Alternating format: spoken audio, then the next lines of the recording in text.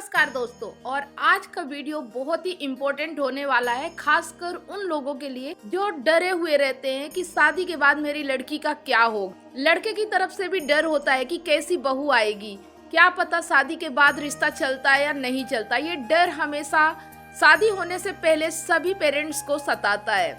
शादी होने के बाद क्यों लड़की ससुराल रहना पसंद नहीं करती, क्यों अपने मायके चली जाती है, क्यों वह पति के साथ नहीं रहना चाहती। हर पेरेंट्स अपने बच्चों की शादी इसलिए करते हैं ताकि वो साथ रह सके, वो खुश रह सके। लेकिन अक्सर देखा जाता है कि शादी होने के 5-6 महीने या साल भर के अंदर ही रिश्ते ऐसा मोड़ लेके आते हैं कि या तो लड़की अपने मायके चली जाएगी, तलाक के लिए केस दायर कर देंगे, या तो झगड़े, मारपीट, लड़ाई, सारी चीजें बहुत ज्यादा समस्या बढ़ चुकी है। और इन्हीं के लिए मेरे पास बहुत सारे कमेंट और क्वेश्चन आते हैं। तो आज मैं इसी टॉपिक पे वीडियो बनाने वाली हूँ। ज्यादातर लड़कियां शादी होने के बाद 5-6 महीने या साल भर के अंदर अपने मायके में जाके बैठ जाती है, पति को भी अपने मायके में रहने के लिए बोलती है, या अगर पति ऐसा नहीं करता तो उनसे तलाक लेने के लिए बोलती है। पति अगर ऐसा नहीं करते हैं, वो अपने पेरेंट्स के साथ रहना चाहते हैं, तो फिर उनको चुनना पड़ता है कि या तो वो बीवी के साथ रहेंगे या अपने पेरेंट्स के साथ रहेंगे, या तलाक दे दे। तलाक लेना उन्हें मंजूर होता है, लेकिन ससुराल जाना मंजूर नहीं होता है। इन सब चीजों के पीछे क्या है कारण? अगर आप भी कारण जानना चाहते हैं तो वीडियो में लास्ट तक जरूर बने रहें। मैं उन पेरेंट्स और उन बच्चों के लिए भी बातें करूंगी जिनकी अभी शादी नहीं हुई है और जिनके घर में शादी नहीं हुई है, उनको क्या करना चाहिए और कैसे रहना चाहिए। इसके बाद मैं उस लड़की के बारे में भी बात करूंगी कि लड़की कैसी होनी चाहिए। लड़की के पेरेंट्स कितने हद तक जिम्मेदार होते हैं एक लड़की का शादीशुदा घर बिगाड़ने में। तो ये सारी चीजें हम डिस्कस करेंगे, वीडियो में लास्ट तक बने रहें। सबसे पहले बात करते हैं ससुराल की, क्योंकि लड़की की जब शादी होती है तो पहला कदम उसका ससुराल पे ही पड़ता है। तो ससुराल से ही शुरुआत करते हैं। एक लड़के का घर, जहाँ लड़की अपना घर छोड़ के उसके भरोसे उसके घर आती है, तो वहीं से शुरुआत करते हैं। लड़की जब ससुराल में पहला कदम रखती है तो सास ससुर का, जो कि उसके सास ससुर है, उनका फर्ज बनता है लड़की का स्वागत और सम्मान एक बहू की तरह नहीं बल्कि एक बेटी की तरह करें, और वो भी दिल से करें। सिर्फ निभाने के लिए रिश्ते नहीं कहे जाते कि आप बहू को बेटी की तरह समझे, आपको दिल से उसे फील करना होगा, उसे समझना भी होगा।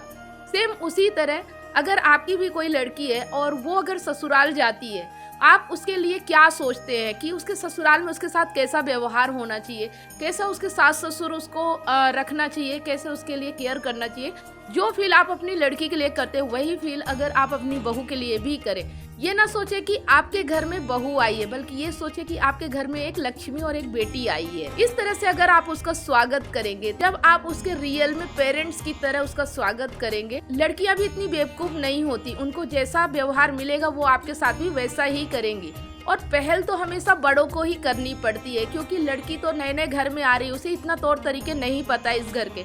तो जब बड़े पहल करते हैं और सारी चीजें सही तरीके से सिखाते हैं, उसे अपनी बेटी की तरह समझते हैं कि इसको कुछ चीजें नहीं आ रही तो हमारा सिखाना फर्ज है, या उसको बेटी की तरह मानते हैं, उसकी सारी केयर करते हैं, तो बहू भी ये सोचती है कि अगर आप सामने से इतनी केयर और इतना रिस्पेक्ट कर रहे हैं तो वो भी आपको अपने पेरेंट्स की तरह ही समझती है और आपकी इज्जत भी करेगी। कहा जाता है ना कि हम जिस प्रकार का व्यवहार अगर सामने वाले से चाहते हैं वैसा पहले हमें करना पड़ता है, वैसा हमें बनना पड़ता है। तो अगर पहल आप करेंगे तो आपके घर में बहुत ही अच्छे तरीके से खुशियां आएंगी और कभी ये खुशियां छीनेंगी नहीं आपसे।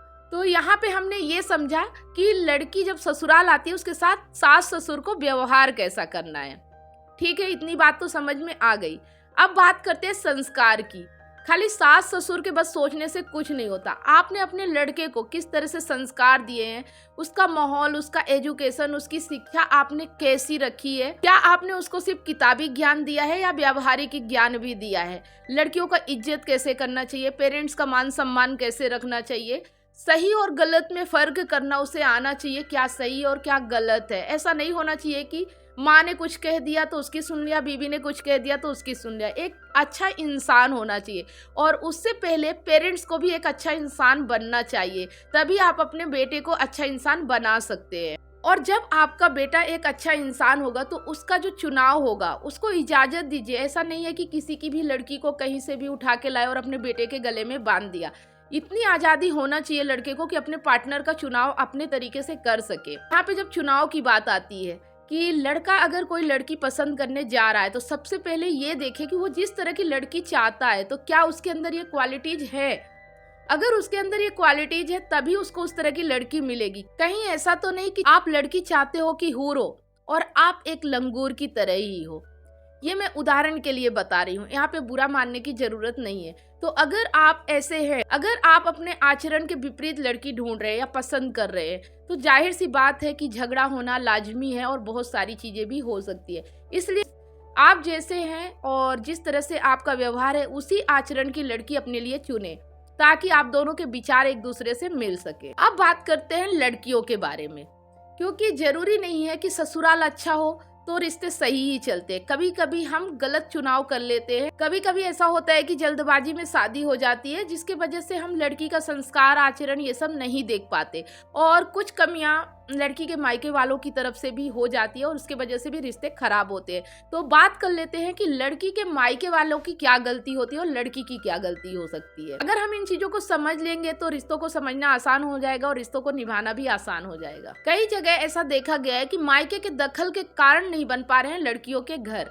शादी के बाद भी लड़की के घर वाले लगातार लड़की के संपर्क में रहते हैं। दिन भर में कई बार बातें होती हैं। हर छोटी बड़ी बातों में माँ का हस्तक्षेप होने से शादी होकर अपने नए घर में आई लड़की अपने पति, अपने ससुराल वालों से रिश्ता ही नहीं बना पाती है। मायके वालों के दखल के कारण वह पहले से ही ससुराल वालों को अलग तरीके से देखती है। यहाँ हमने बताया कि सास ससुर को पेरेंट्स की तरह होना चाहिए, लेकिन जब मायके वाले दखल अंदाजी करते हैं तो लड़की उनको पेरेंट्स की तरह सम्मान दे ही नहीं पाती है।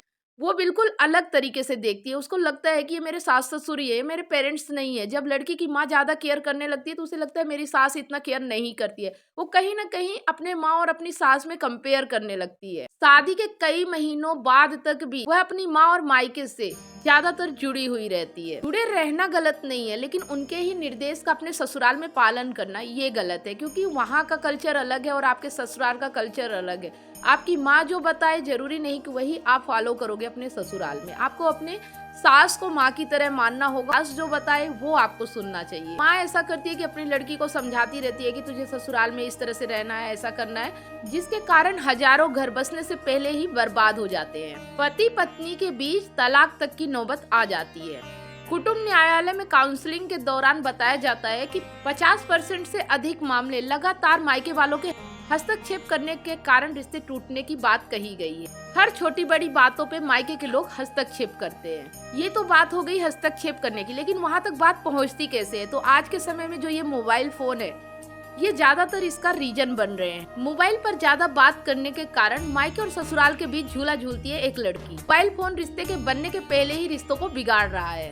शादी करके लड़की जब ससुराल पहुंचती है तो सबसे ज्यादा बातें वह मायके वालों से ही करती है। पति और ससुराल वालों की हर बातें शेयर करती रहती है। उसको ज्यादा से ज्यादा अधिकार संपन्न बनाने और अपनी उंगलियों में सबको नचाने की सलाह मायके वाले देते रहते हैं, जिसके कारण नव दंपति के बीच भी वह रिश्ता नहीं बन पाता जो एक पति पत्नी का रिश्ता होना चाहिए। इसके साथ ही पत्नी के रूप में शादीशुदा लड़की अपना घर भी नहीं बसा पाती है। इस तरह के मामलों में काउंसलर की भूमिका भी कोई काम नहीं करती है। यहाँ पर एक ही बात कहना चाहूंगी कि पहली बात तो लड़की इतनी समझदार होना चाहिए कि हर छोटी छोटी बातों को अपने मायके वालों से शेयर नहीं करना चाहिए। उसे इस घर को अपनाना चाहिए और इस घर के तौर तरीकों में अपने आप को ढालने की कोशिश करनी चाहिए। और ये तभी हो सकता है जब पेरेंट्स लड़की को उल्टा सीधा सिखाने की बजाय उसे सही संस्कार दें।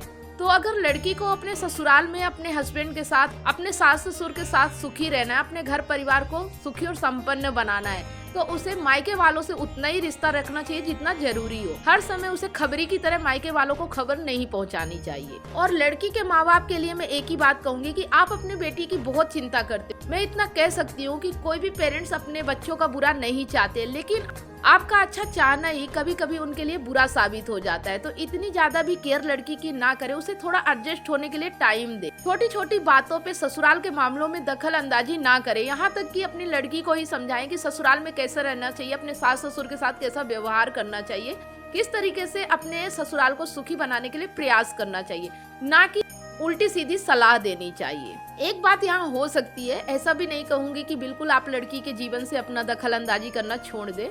आपकी लड़की है, अगर आपकी लड़की को तकलीफ हो रही है, ससुराल में मारपीट कर रहे हैं, पति शराबी निकल गया है या बहुत सारी ऐसी समस्या होती है जो घरेलू हिंसा में आती है, अगर ऐसा कुछ हो रहा है तो आपकी लड़की को इतना समझदार बनाए कि खुद वो अपने हक के लिए लड़ाई लड़ सके, और जब वो इस लड़ाई को लड़ती है तो आप उसका बराबर साथ दें, क्योंकि एक पेरेंट्स की जिम्मेदारी होती है कि अपने बच्चों के साथ रहे, लेकिन ये साथ आपका उसका घर बर्बाद ना कर दे, इस चीज का ध्यान रखें। जितना वो साथ चाहती है आपका उतना ही साथ दे, उसे गलत तरीके से कभी भी ससुराल के खिलाफ ना भड़काएं। हमेशा संभव हो तो उसे अच्छी चीजें ही सिखाएं, उसे ससुराल में रहने के तौर तरीके सिखाएं, जिस तरह से एक घर परिवार को सुखी बनाया जा सकता है। और इसके लिए लड़की के पेरेंट्स को भी अपनी लड़की को सही माहौल, सही एजुकेशन और सही संस्कार देने की जरूरत है, चाहे लड़की हो या लड़का हो। शायद आप अपना पार्टनर चुनने में ही गलती कर बैठते हो और जिसकी वजह से आपको काफी समस्याएं उठानी पड़ती हैं। तो अपने लिए एक सही पार्टनर का चुनाव करें। सबसे पहली बात और सबसे इम्पोर्टेंट बात इसमें यही होती है, अपने लाइफ के लिए सही पार्टनर का चुनाव करें।